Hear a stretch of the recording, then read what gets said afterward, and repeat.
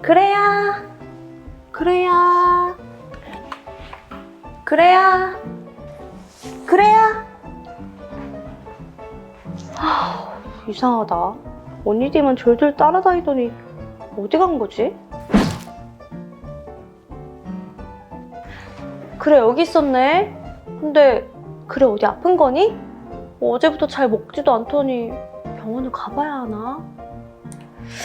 자, 어디 보자. 헉! 뭐야? 병원비가 왜 이렇게 비싸? 제대로 된 병원은 맞는 건가? 보험은 안 되나? 모르겠다. 맞아. 반려동물? 물어보개가 있었지? 선생님께 여쭤봐야겠다. 선생님! 그래가 아파서 걱정이 많으신 걸 보니까 오늘은 아마 병원에 관한 질문이시겠군요. 여기저기 알아보니까 가격이 병원마다 다 다르던데 이렇게 부르는 게 가격이 되는 게 맞는 건가요? 진료비가 달라서 동물병원 어디로 가야 되실지 잘 모르겠죠. 사실 예전에는 이 동물병원 진료비가 정해져 있었어요. 1974년에 이 수의사법이 개정되면서 진료 보수 기준이라는 게 만들어졌습니다. 그래서 병원마다 진료비가 똑같았죠. 그런데 이게 1999년에 폐지가 됐어요. 이 취지는 소비자의 선택권을 넓히고 서비스의 질을 올리겠다, 이런 취지였습니다. 왜 우리 변호사, 회계사, 법무사 이런 수수료 비용이 다 다르고 미용실도 미용실마다 가격이 다르잖아요. 그것과 마찬가지라고 보시면 됩니다. 그렇군요. 그렇다면 저희는 어떤 동물병원을 찾아가야 되는 건가요? 대부분의 동물병원은 합리적인 가격에 좋은 진료를 하고 있어요. 그래서 너무 걱정 안 하셔도 괜찮고요. 만약에 무작정 찾아가는 게 힘들다면 이제 주변의 평판을 좀 알아보시는 것도 좋겠죠. 좀 전에 검색하다 보니까 동물병원도 1차 병원과 2차 병원이 따로 있는 것 같던데 사람처럼 각 병원에서 진료하는 게 다른 건가요? 맞아요. 법적으로 1차 동물병원, 2차 동물병원 이렇게 딱 구분되어 있는 건 아니에요. 그런데 주변에 보면 2차 진료를 전문적으로 보는 동물병원들이 늘어나고 있어요. 그래서 일반적인 동물병원에서 하기 힘든 좀 복잡한 검사, 치료, 수술 등이 필요하면 2차 동물병원에 가실 수 있는데요. 먼저 일반적인 동물병원에 가셔서 진료를 보고 의뢰를 받아서 2차 동물병원에 가시면 됩니다. 그럼 갑자기 밤중에 아프거나 다치거나 하는 응급 상황에는 어떻게 해야 되죠? 그럴 때는 주변에 24시간 동물병원 응급실을 바로 가셔야 돼요. 그런데 이거는 응급한 상황일 때 뿐이고요.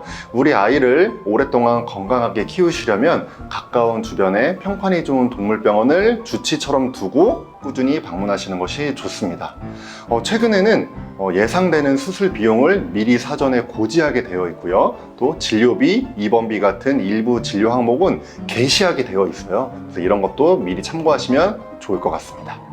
간단한 검사부터 수술까지 동물병원비는 왜 이렇게 비싼 건가요? 동물 진료비가 많이 비싸게 느껴지시죠? 실제로 2020년에 한국소비자연맹이 설문조사를 해봤어요. 동물병원 진료비에 대한 소비자 경험조사를 해봤더니 무려 소비자의 80.7%가 동물병원 진료비에 부담을 느끼는 것으로 나타났습니다.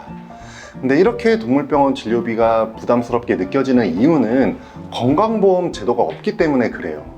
우리가 사람 진료를 받으러 갈 때는 건강보험 적용이 돼서 내는 돈이 적으시잖아요. 동물병원에 가면 건강보험 제도가 없기 때문에 진료비 전체를 우리가 본인 부담을 하셔야 되죠.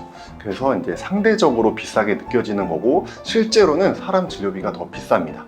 게다가 우리나라 동물병원 진료비는요, 다른 나라랑 비교했을 때도 비슷하거나 오히려 저렴한 편이에요.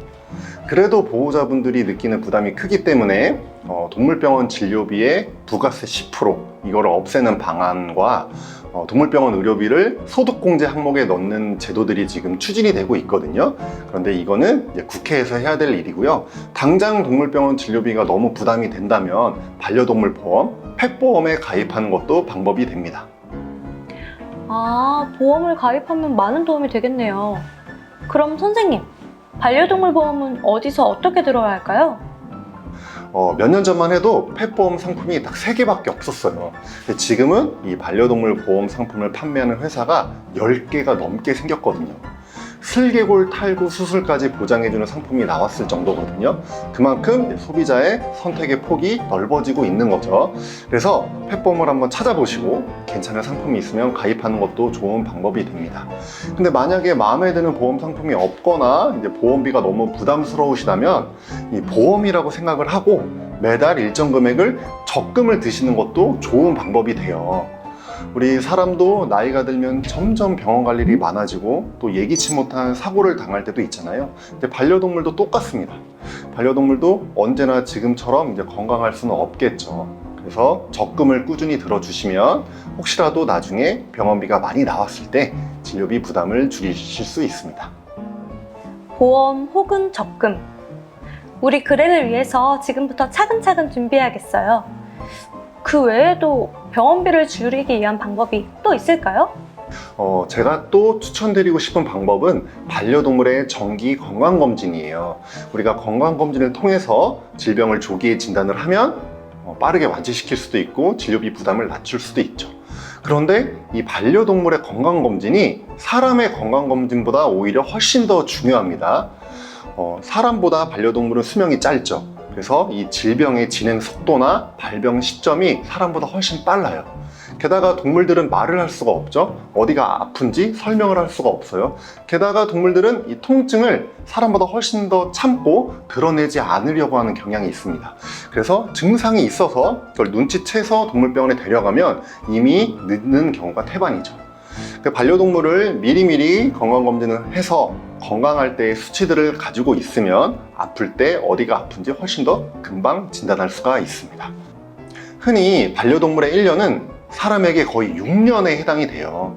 그래서 반려동물이 7살 이전이라면 적어도 1년에 한 번씩 정기검진을 해주시고요. 7살이 넘어갔다 그러면 6개월에 한 번씩 정기적으로 건강검진을 해주시기를 권장합니다.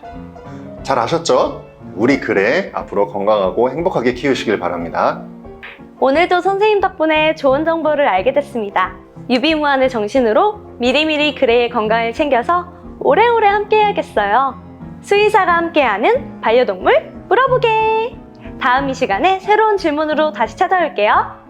반려동물 잘 키우기에 도전하고 싶다면 좋아요와 구독 필수! 그럼 안녕!